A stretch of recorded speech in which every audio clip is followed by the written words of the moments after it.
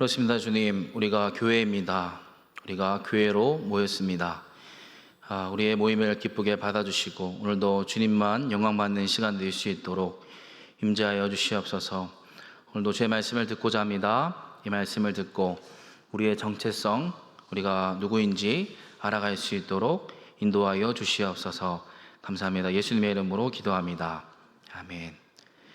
우리 말씀 읽도록 하겠습니다.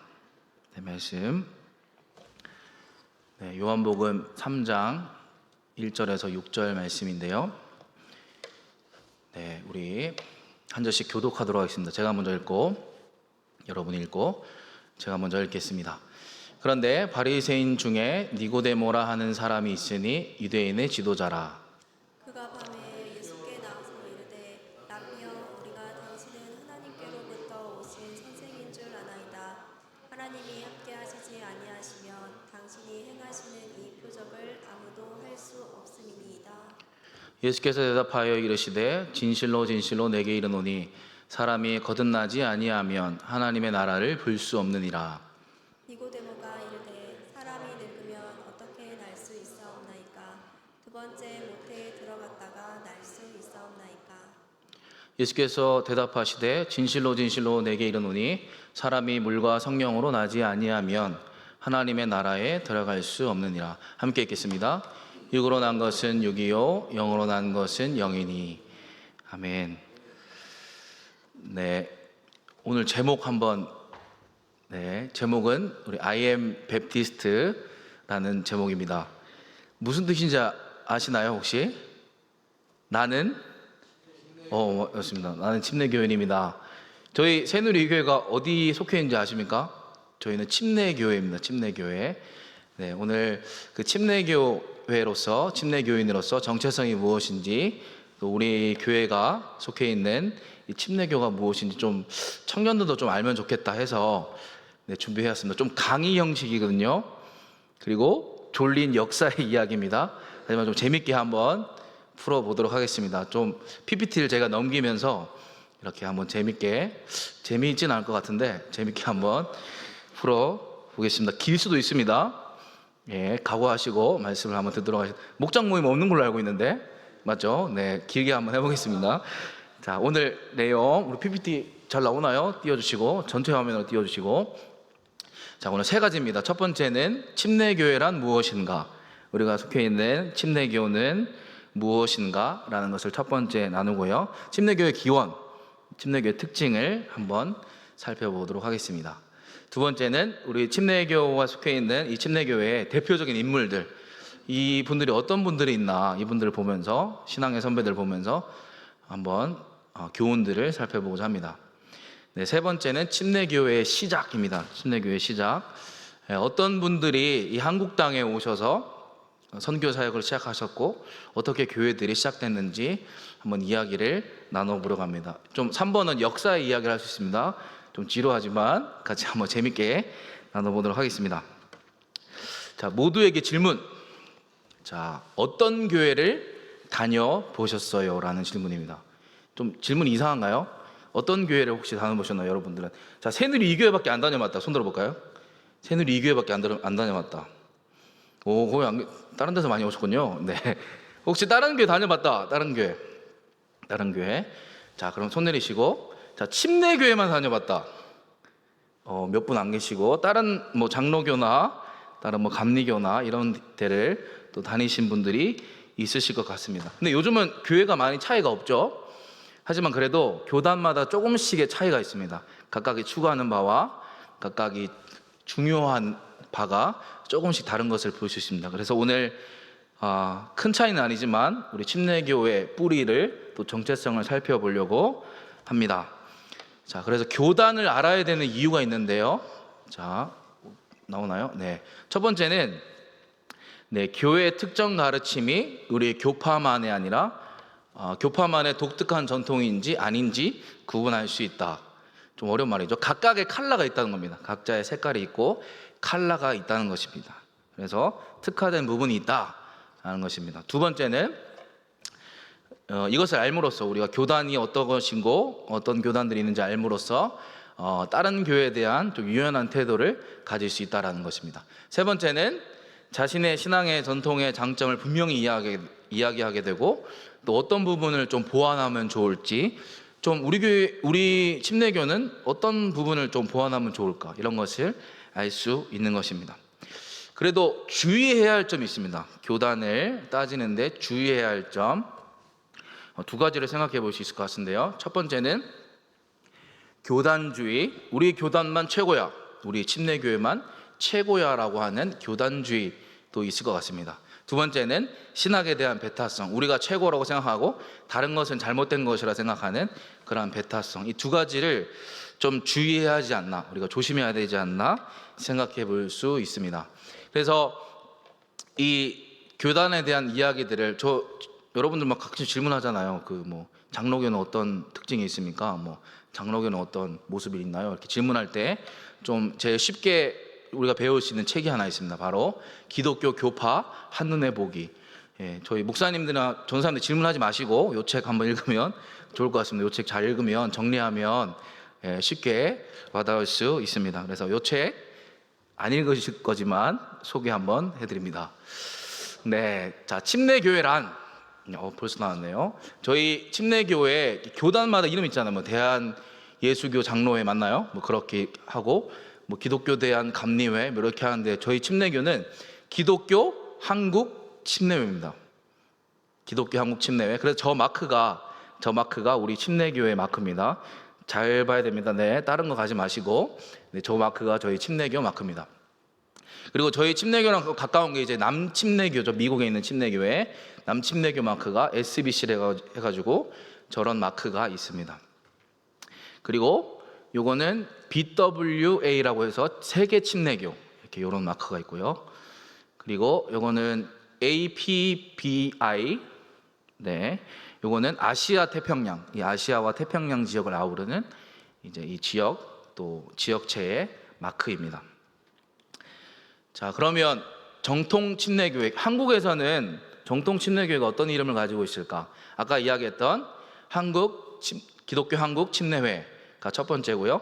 저 옆에 있는 바로 침신대, 지난주에 예배 드렸죠. 침신대가 있고, 옛날에는 수도 침신이라고 있었습니다. 옛날에 저기 경기도 쪽에 수도 침신인데 지금은 없고 침신대 하나로 통합되어 있습니다.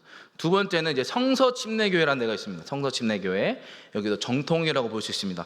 조금 우리 침례교회보다 좀 더 보수적인 성서 침례교회가 있습니다. 자, 그러면 이거 말고 좀 짝퉁들은 어떤 게 있을까? 짝퉁들, 우리가 조심해야 될 것, 바로 구원파죠. 구원파들이 침례교라는 이름을 많이 씁니다. 지난번에 이단 특강 들을 때도 기억나실 것 같습니다. 그래서 기독교 복음 침례회, 권신찬, 그리고 연결해서 유병헌이 연결되어 있는 기독교 복음 침례회, 그리고 대한예수교 침례회, 여기는 이요한이라는 사람이 있고요.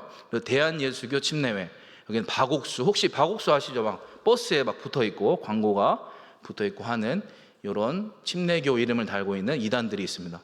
이런 데 들어가시면 안 돼요. 알겠죠? 이런 데 들어가지 마시고 기독교 한국 침례회 꼭 들어가시기 바랍니다. 그리고 좀 더 또 주의해야 될 곳, 성경 침례교라는 이름 다른 곳이 있습니다. 생명의 서신, 그리고 유튜브에 보면 침례교를 딱 치면 사랑 침례교회라는 데가 나와요. 그래서 정동수 목사님이라는 분이 나오는데 이분도 조금 이상합니다. 조심하시기 바랍니다. 이분도 조심해야 되고, 하여튼 잘 다 침례교라고 다 침례교가 아닙니다. 잘 분별해서 보시기 바랍니다. 그리고 성락교회라는 데가 있어요. 옛날에 이제 귀신론 해가지고 김기동 목사님, 이분도 좀 이단으로 판정났죠. 그래서 이 교회 안에서도 또 개혁이 일어나서 열심히 하려고 하고 있지만, 그래도 좀 조심해야 될 교회들이 이렇게 침례교라는 이름을 달고 여러 군데 있는 것을 볼 수 있습니다. 자, 이렇게 침례교회들이 있는데, 그러면 침례교인이라고 부르는데 왜 우리를 침례교인이라 부를까? 왜 그 뜻이 무엇일까? 한번 보겠습니다. 제가 한번 읽어볼게요. 예수에 대한 믿음을 고백한 후 침례를 줘야 한다는 신자의 침례와 대상자를 완전히 물속에 잠기게 하는 침수례가 성경적이라고 주장한 데서 침례교라는 명칭을 얻게 됨. 무슨 말인지 알겠나요? 모르겠죠. 쉽게 이야기하자면 믿는 자만 침례를 받는다. 예수님을 믿는 자만 침례를 받는다라는 것이죠. 두 번째는 보통 장로교 같은 데 세례 주죠. 이렇게 물 뿌리고 이렇게 세례 주지만 우리 침례교는 완전히 물에 잠기는 이 침수례가 성경적이다라고 봐서 이렇게 침수례를 강조하는 곳이 바로 침례교입니다. 그래서 침례교라는 명칭을 또 별명을 그렇게 얻게 된 것입니다. 자, 그러면 침례교회의 시작은 무엇인가? 다 교파마다 시작이 있잖아요. 어떻게 시작되고 역사가 있는데 어떻게 시작했을까? 보통 세 가지로 이야기합니다. 세 가지. 첫 번째는요, 침례교회 시작. 첫 번째는 계승설이라고 합니다. 계승설. 말이 어려운데, 자, JJJ라고 합니다. JJJ. 자, 이게 뭘까요? 맞추는 분들 스타벅스 들어야 될 것 같은데. JJJ. 좀 벗고 할게요. 더워가지고. 예. JJJ. 바로 지저스 조르단 리버 존 더 베프티스트. 그래서 JJJ. 그래서 요한이 침례 받았잖아요. 그때 그 침례 받을 때부터 침례교회가 시작됐다라는 설이 있습니다. 이거 누가 좋아할까요? 옛날 목사님들이 되게 좋아하십니다. 옛날 목사님들이 우리는 예수님 때부터 침례교회가 시작됐어. 우리는 예수님 때부터 침례교회가 됐으니까 장땡이야 라는 것을 주장하면서 옛날 목사님들이 좋아하는 설이기도 합니다. 이거 맞을까요? 아닌 거 확실하겠죠? 네, 아닙니다. 네. 두 번째입니다. 제침례교 영향설. 네, 아나베프티스트라고 부르는데 이거 들어만 놓으십시오. 네, 그래서 네덜란드에서 시작했고 16세기 급진 종교개혁의 전통입니다. 그리고 공동생활을 하고 좀 공동체 생활, 모여서 살고 공동체 생활하는 특징이 있고 극한 평화주의를 따르는 이 그룹이 있습니다. 이것에 영향을 받았다라고 해서 제침례교 영향설이라는 설이 있고요. 물론 영향을 주고받았을 수 있죠. 이런 부인할 수 없을 것 같습니다. 하지만 대부분의 학자들은 세 번째 것을 가장 많이 주장합니다. 세 번째 것은 영국 분리주의 후예설이라고 합니다. 영국 분리주의. 영국에서 시작했다. 영국하면 성공회가 대표적이죠. 성공회에서 빠져나온 침례교다라고 해서 분리주의 침례교라고 부르기도 합니다. 자, 그러면 이 침례교를 누가 세웠을까? 자, 장로교 하면 칼빈, 감리교 하면 알미니안, 웨슬리 이렇게 얘기하는데 침례교는 누가 세웠을까라고 했을 때 침례교는 처음부터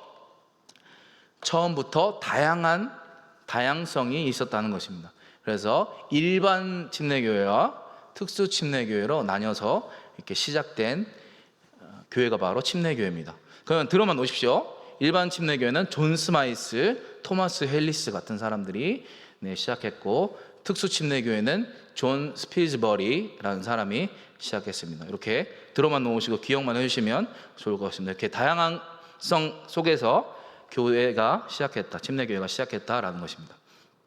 자, 그러면 침례교회의 특징이 뭘까? 침례교회가 시작했는데 침례교회의 특징을 좀 알아야겠죠. 저희가 이 교회가 왜 생겨났고 그 특징이 무엇인지 우리 이 베프티스트라는 것을 가지고 정리해 볼 수 있습니다.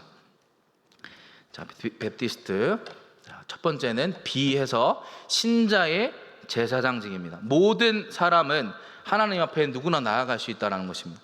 그래서 주님 앞에 나아갈 때 어떤 목사님을 통해서 전도사님을 통해서 하나님 앞에 나아가는 것이 아니라 누구나 하나님 앞에 나아갈 수 있다는 것입니다. 그리고 누구나 하나님의 사역을 감당할 수 있다는 것입니다. 두 번째는 자치적 지역교회. 교회마다 스스로 결정할 수 있고 스스로 할 수 있다라는 자치적 지역교회가 있습니다. 자, 세 번째는 성서의 절대적 권위.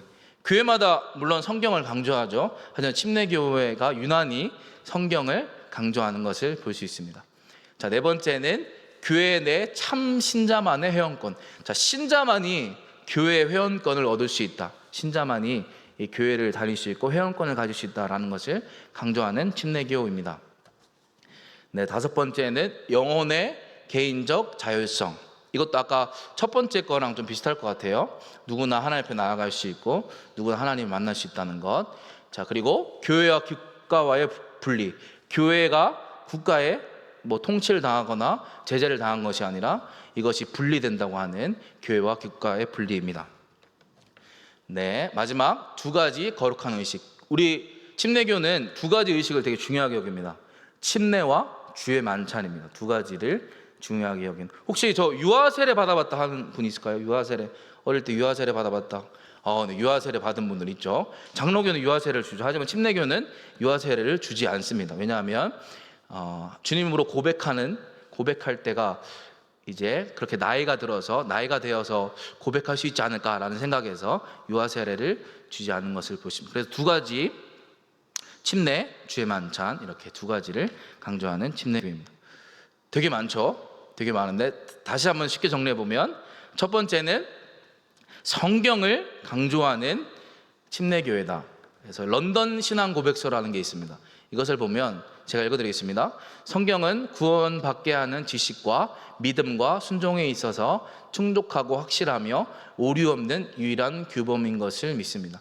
성경을 그러한 삶의 규범, 또 오류가 없는 하나님 말씀임을 믿고 나아가는 교회가 바로 침례교회라는 것입니다. 두 번째는요, 교회를 되게 사랑합니다. 교회를. 우리 아까 교회에 대한 찬양 많이 했죠. 특히나 교회를 사랑하는 교회가 바로 침례교회입니다. 그래서 신약교회를 추구하고 믿는 자의 침례, 그리고 유기적 교회, 그래서 역동적으로 서로 돌보고 서로 나아가는 교회, 그리고 회중정치, 어떤 뭐 장로님들이나 목사님들이 좌지우지하는 교회가 아니라 회중정치가 꼽히는 교회, 이렇게 이런 교회들을 강조하는 침례교회입니다. 세 번째입니다. 세 번째, 선교를 강조하는. 많은 교회들이 선교 열심히 하죠. 하지만 유난히 침례교회가 선교를 많이 열심히 합니다. 그래서 교회 사이즈에 비해서 많은 선교사님들을 파송하고 선교사님들을 보내는 바로 침례교회입니다. 유명한 분이 윌리엄 캐리입니다. 윌리엄 캐리 들어보신 분 손 들어볼까요? 오케이, 좋습니다. 윌리엄 캐리. 자, 윌리엄 캐리 제가 정말 좋아하는 분입니다. 윌리엄 캐리. 그래서 그곳에 윌리엄 캐리가 사역했던 그 꼴카타라는 지역에 이렇게 갔다 왔습니다. 그래서 이렇게 그 꼴카타 무덤에 가보고, 침례교 윌리엄 캐리 무덤에 가보고 그곳에 가서 사진도 찍고, 이렇게 그 윌리엄 캐리가 세운 대학도 가봤습니다. 대학에 가서 그곳에도 가봤고요. 그리고 윌리엄 캐리가 처음 침례를 준 사람이 있었는데 그곳에 가기도 했습니다. 그리고 이렇게 교회 세운 곳, 그 설교단에 올라가서 섰던 옛 추억이 있습니다. 이렇게 윌리엄 캐리 같은 사람들도 있고, 또 이후에 여러 침례교회 인물들이 있습니다. 이제 침례교회 인물들, 어떤 대표적인 인물이 있나, 또 그 인물들을 보면서 우리가 신앙의 선배들이 어떤 분이 있나, 또 자부심도 느끼고 또 알아가는 또 시간이 되었으면 좋겠습니다. 첫 번째 인물, 존 버년 아시죠? 존 버년이 뭘 썼죠? 맞습니다. 철로역정. 철로역정 만화로 봤다. 만화로 보신 분 있을 것 같아요. 어릴 때 만화로 보면서 철로역정의 이야기를 들었습니다. 철로역정 많이 도움되죠. 우리 신앙의 여정을 생각하면서 많이 도움이 되는 책, 바로 존 버년의 철로역정입니다. 이 목자대학에서 제가 이런 걸 가르치는데 더 자세히 아시려면 목자대학 같이 함께 하시면 좋을 것 같습니다. 자, 두 번째, 찰스 스펄전입니다. 이분도 들어보신 분 있을 것 같아요. 스펄전, 설교의 황태자라고 합니다. 설교의 황금이 설교 황태자라고 부르는데, 수많은 설교집과 또 저술들을 남겨서 지금도 영향을 주는 찰스 스펄전입니다. 세 번째, 아까 이야기했던 윌리엄 캐리입니다. 윌리엄 캐리가 별명이 바로 현대 선교의 아버지입니다. 현대 선교의 모델을 보여준 사람이라고 해서 현대 선교의 아버지라고 부릅니다. 이분이 한 유명한 말이 있죠. 하나님으로부터 위대한 일을 기대하라, 하나님을 위해 위대한 일을 시도하라. 아주 유명한 말입니다. 그래서 이분이 선교의 귀한 선교의 모델이 되어주신 분입니다. 그래서 성경도 번역하고 학교도 세우고 교회도 세우고, 또 당시 인도에는 사티 제도라고 해서 과부가 되면 남편을 따라 같이 죽어야 하는 관습이 있었습니다. 그것까지 철폐하려고 힘썼던, 사회적인 개혁에도 힘썼던 윌리엄 캐리입니다. 그래서 윌리엄 캐리가 그렇게 선교의 본을 보여줬다라고 해서 현대 선교의 아버지라고 부릅니다. 네, 네 번째는 마틴 루터 킹 들어보셨죠? 흑인 인권 운동가 유명한 분입니다. 이분도 침례교 목사님이십니다. 네, 다섯 번째는 빌리 그레함, 이분도 들어보셨죠? 예, 위대한 복음 전도자, 수많은 이들에게 복음을 전했던 빌리 그레함입니다. 어른들은 되게 기억하시고 좋아하시더라고요. 예전에 뭐 여의도 광장에서 많이 모였던 추억들, 그런 추억들을 기억하시면서 많이 좋아들 하셨습니다. 영상은 보지 않겠습니다. 시간이 없기 때문에. 네, 그리고 이렇게 여러 침례교의 여러 인물들, 대표적인 인물들을 우리가 볼 수 있습니다. 아, 우리 침례교회는 이런 분들이 있구나, 이런 대표적인 분들이 있구나, 요 정도 기억해 주시면 좋을 것 같습니다. 네, 다음인데요. 이제 한국으로 돌아와서, 우리 한국으로 돌아와서 한국 침례교회 시작은 어떤가, 또 한국 침례교회는 어떻게 시작되었는가 한번 이야기를 나누어 보도록 하겠습니다.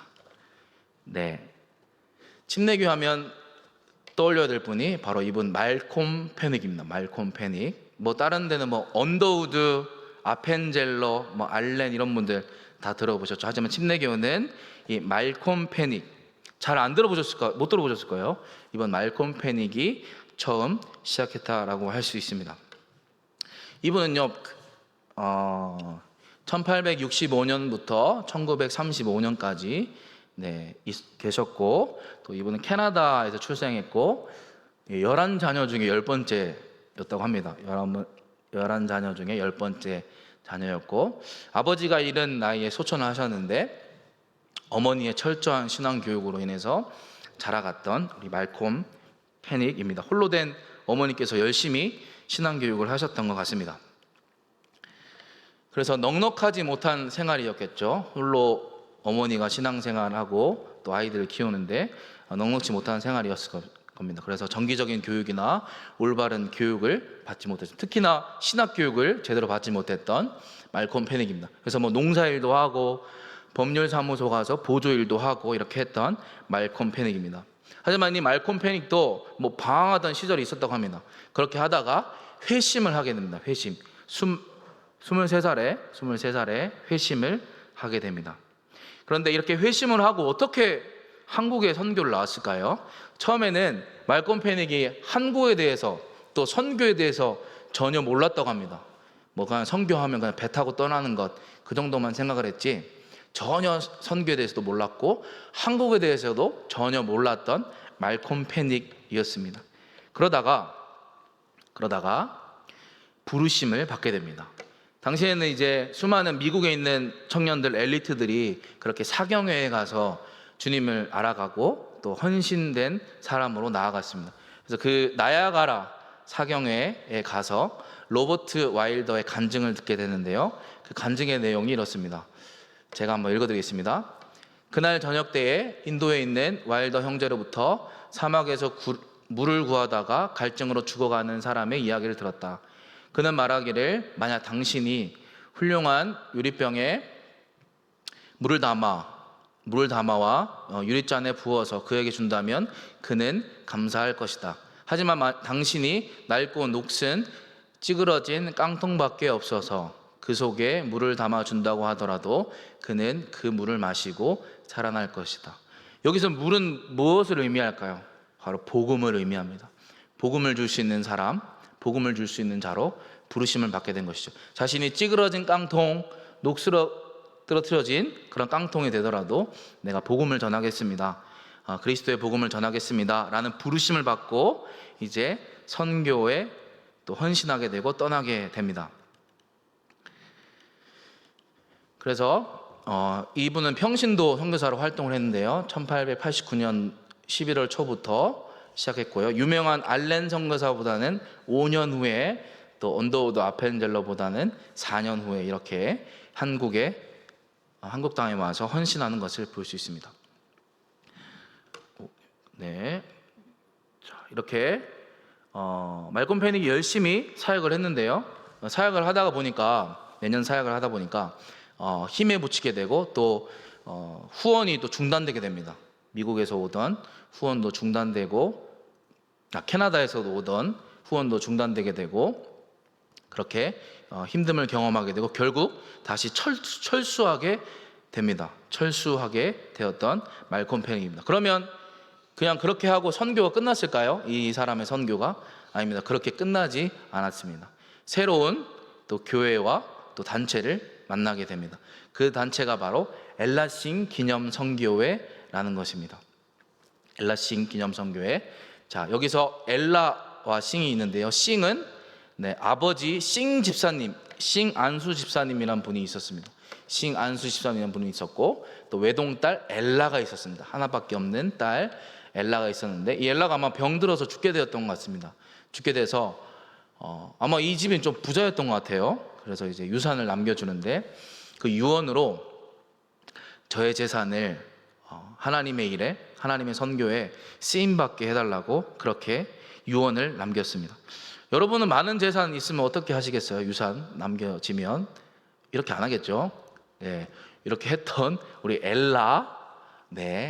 외동딸 엘라가 이렇게 엘라의 헌신을 통해서 세워진 엘라싱 기념 선교회입니다. 이 기념 선교회를 통해서 수많은 선교사님들이 헌신했습니다. 폴링, 메이블 홀, 가데린, 스테드맨, 엘머 에클스, 브라이든 이런 선교사님들이 수많은 선교사님들이 한국 선교에 헌신을 했던 것입니다. 이 페닉 선교사님의 영상이 있는데 영상 요거는 좀 봤으면 좋겠습니다. 영상을 한번 보도록 하겠습니다. 소리 좀 키워주시고요.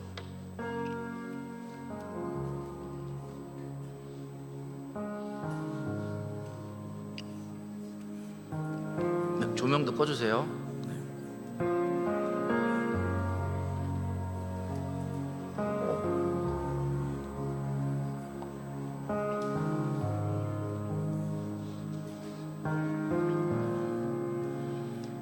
You are here, moving in our midst.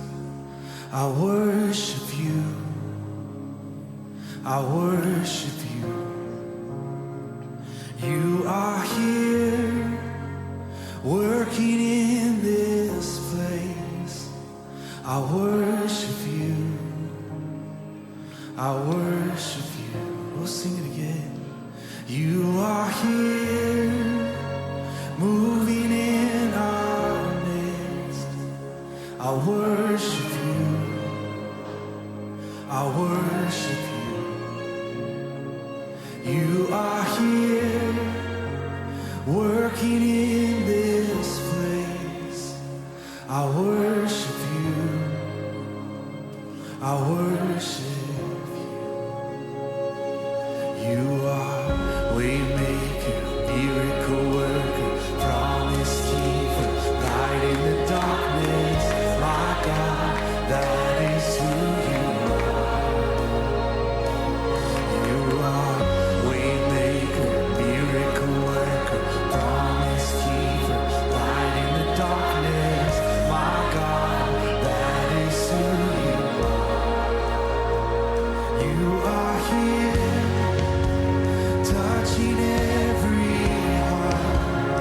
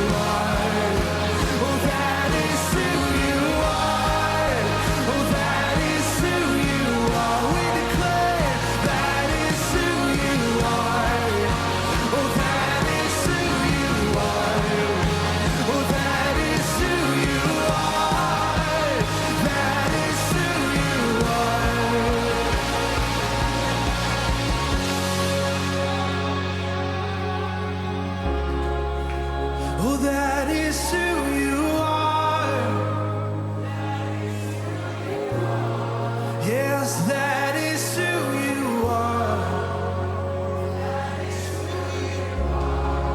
Oh, that is who you are. Come on, sing, even when I can't see. Even when I can't see it, you're working. Even when I don't feel it, you're working. You never stop working. You never stop working. Even when I don't see it, you're working. Even when I don't feel it, you're working. You never stop. Yeah, you never stop. Yeah, I can. Even when I don't see it, you're working. Even when I don't feel it, you're working. You never stop working. You never stop. Oh, one more time. Even when I don't see it, you're working. Even when I don't feel it, you're working. You never stop. Hey, 'cause you are waymaker, miracle worker, promise keeper, light in the darkness. My God, that is who you are. 예, 영상이 많이 잘 이렇게 잘 정리해 주는 것 같습니다. 이런 선교사님들이 이 땅에 오셔서 우리에게 복음을 전해주시고 교회를 세워주시고 여기에까지 이르렀던 것 같습니다. 네, 이렇게 선교사님들 통해서 교회가 세워졌는데 영상에도 봤듯이 그렇게 강경, 공주, 칠산 이쪽 지역에 최초의 교회들이 세워집니다. 그 교회들의 이야기를 간략하게 한번 또 나눠보도록 하겠습니다. 넘겨주시고, 자, 질문인데요. 침례교회는 어디에 많을까요? 우리나라 여러 도 중에 여러 지역 중에 어디에 많을까요? 맞추면 스타벅스 쿠폰 하나. 서울? 아이고나. 충청도입니다. 충청도 안 드릴게요. 네.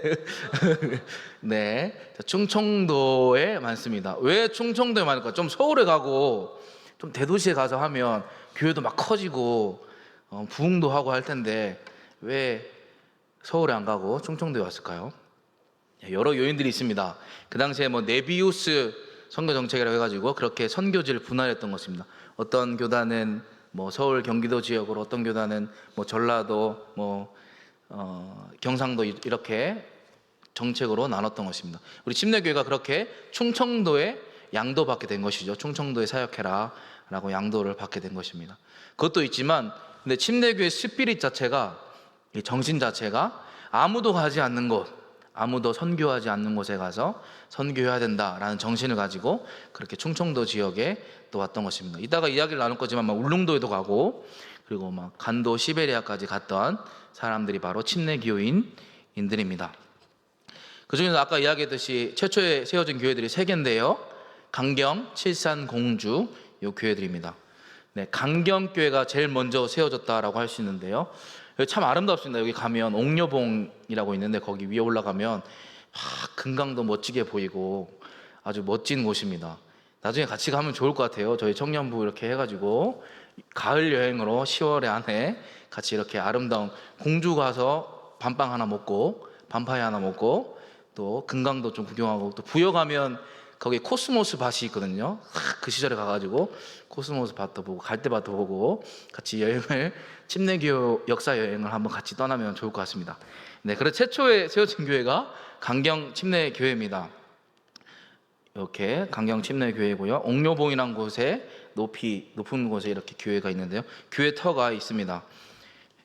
보면 이 강경교회 여러 헌신된 자들이 있었지만 대표적으로 지병석 집사님이라는 분이 있습니다. 이분은 이제 금강을 따라서 또 이 서해를 따라서 이렇게 백길 따라서 이렇게 장사를 하시던 분인데 선교사님들을 만나고 회심을 하게 돼서 이제 헌신합니다. 자기 집을 내어준 거죠.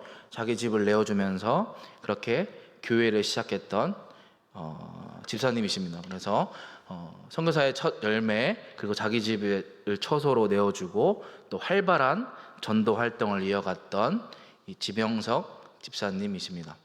두 번째는 이종덕 목사님이라는 분이 있는데요. 이분은 좀 시간이 지나서 이제 6.25 때 다른 사람들이 다 피난 가고 도망갈 때 끝까지 교회에 남아서 교회를 지켰던 목사님이십니다. 그래서 뭐 인민내무소 같은 곳에 가서 전도하시기도 하셨고, 그리고 9월 28일 날 공산당이 퇴각하는 날에 체포되어서 순교하신 분이십니다.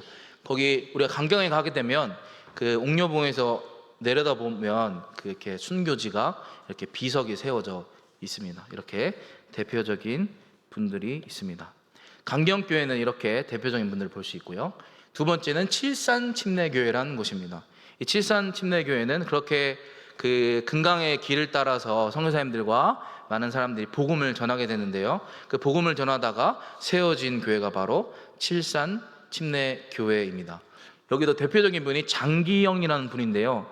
이분은 이 부여 지역의 향반이었습니다. 양반이 아니고 향반입니다. 향반이라는 뜻은 그 지역의 양반, 그 지역의 양반이라는 뜻입니다. 그 지역의 향반이었는데, 그리고 지역의 유지였고 잘 사는 분이었던 것 같습니다. 그래서 회심 후에 중요한 역할을 감당하였습니다. 그래서 자기가 가지고 있던 배까지 헌신하면서 그렇게 드리면서 선교 배로, 복음 전하는 배로 그렇게 사용되었던 장기영이란 분이 있습니다.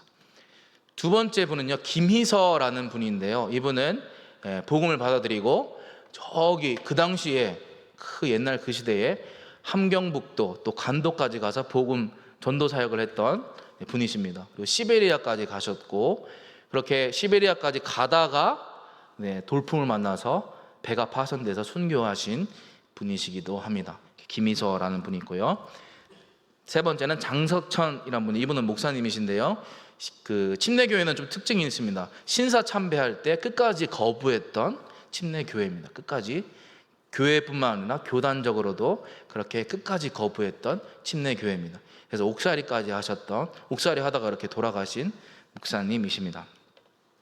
이게 두 번째 침례교회, 칠산 침례교회였고요. 세 번째는 공주 침례교회입니다. 이 교회가 지금은 이름이 다르죠. 이름이 뭐죠? 꿈의 교회죠. 꿈의 교회. 꿈의 교회 여기 대전에도 있고 여러 군데 꿈의 교회가 있습니다. 네, 여기도 되게 오래된 교회죠. 120년이 훨씬 넘은 교회입니다. 그래서 선교사님들이 오셔서 그 교회를 세우고 스테드만, 페닉, 신명균한 분 이렇게 순서대로 맡으면서 교회를 세워갔습니다. 그래서 그 지역뿐만 아니라 그 지역에서 이제 수많은 성경 학습반이 생기고 또 성경 학원도 생기고, 그 당시에 수많은 교회들이 세워져서 이제 교단이 생겨난 겁니다. 대한기독교회라고 해서 그때 교단이 생겨난 것입니다. 자, 근데 모든 역사가 아름다울 수 있을까요? 아름답지 않습니다. 아름답지 않는 이야기도 있습니다. 아까 앞에서 나왔던 신명균이라는 분인데요. 이분이 목사님인데 처음 이렇게 대한기독교회 교단을 세울 때 뭐 한 명 회장을 세워야 되잖아요. 대빵을, 총회장을 한 명 세워야 되는데, 근데 이제 이 페닉 선교사님이 이분을 안 세우고 다른 분을 세운 겁니다. 그래서 이분은 어떻게 했을까요? 삐진 거죠. 섭섭해가지고 삐져가지고 교단을 탈퇴하는 일도 있었습니다. 이렇게 교회 안에도 이 섭섭이가 들어오면 될까요? 안 될까요? 안 됩니다. 교회 안에도 섭섭이가 들어오면 다 떠나가고 이상한 말하고 합니다. 그래서 이것도 교훈인 것 같습니다. 하나의 교훈. 교회에 또 우리의 마음속에 교회 안에서 생활할 때 섭섭이가 들어오지 않도록, 삐지지 않도록 주의를 잘 해야 될 것 같습니다. 네, 그래서 지금은 이 공주교회가 꿈의 교회라는 이름을 바꾸고 멀티교회로, 엄청 교회가 많죠. 뭐 세종에도 뭐 4개인가 뭐 5개인가 된다고 하는데 엄청 큰 교회로 또 멀티교회로 탈바꿈해서 이 오래된 교회가 탈바꿈해서 사역을 감당하고 있습니다. 네, 우리 이제 말씀을 좀 맺고자 합니다. 네, 우리 앞에서 읽었던 말씀인데요. 우리가 3절 4절 한번 읽어보겠습니다. 3절 4절. 3절 4절. 3절 4절 같이 읽겠습니다. 시작. 예수께서 대답하여 이르시되 진실로 진실로 내게 이르노니 사람이 거듭나지 아니하면 하나님의 나라를 볼 수 없느니라. 니고데마 이르되 사람이 늙으면 어떻게 날 수 있사옵나이까? 두 번째 모태에 들어갔다가 날 수 있사옵나이까? 네, 니고데모가 와서 물었죠. 어떻게 하면 또 하나님의 나라에 들어갈 수 있을지 또 그렇게 질문했을 때 예수님의 대답은 거듭나지 아니하면 하나님의 나라를 볼 수 없다라는 것입니다. 이것을 좀 강조하고 싶습니다. 우리가 침례교회 역사를 뭐 짧게나마 간단하게 이렇게 배웠는데 이것을 배우면서 거듭남에 대한 좀 강조를 하고 싶습니다. 침례교회 아까 특징을 이야기하면서 신자들의 공동체라 했습니다. 믿는 신자들의 공동체. 그래서 첫 번째 특징이 거듭난 신자들의 공동체라는 것입니다. 이 침례교회의 아주 중요한 특징입니다. 뭐 그냥 아무나 들어와서 믿지도 않는데 와서 교회에 앉아있고 신앙생활 하는 것이 아니라 진짜 거듭난 신자만이 회원권을 얻고 교회에 소속된다는 것입니다. 저기 서울에 가면 목산 침례교회라는 곳이 있습니다. 그곳은 진짜 아무나 못 들어갑니다. 진짜 신자가 되고 그러한 엄청난 긴 과정을 거쳐야지 그 교회 공동체의 회원권을 얻게 되는 것입니다. 그렇게 침례교회는 그렇게 신자의 침례 또 신자들의 공동체를 강조하는 교회입니다.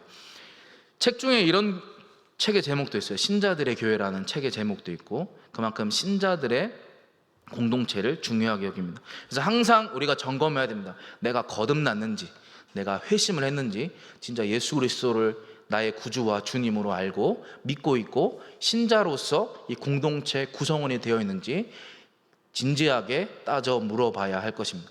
제가 멘토링을 좀 많이 했거든요. 1대1 멘토링을 좀 많이 했었는데 하면서 청년들도 하고 하는데 할 때마다 어릴 때부터 신앙생활에서 자연스럽게 부모님을 따라서 다닌 분들의 좀 특징이 내가 예수님을 진짜 만난 경험이 있는가? 라고 딱 질문했을 때 잘 대답하지 못한 경우가 많더라고요. 난 진짜 회심의 경험이 있는가? 라고 되묻고 질문했을 때 잘 대답하지 못하는 경우를 봤습니다. 이러한 경우를 보면서 진짜 신자가 되었는가? 진짜 회심했는가?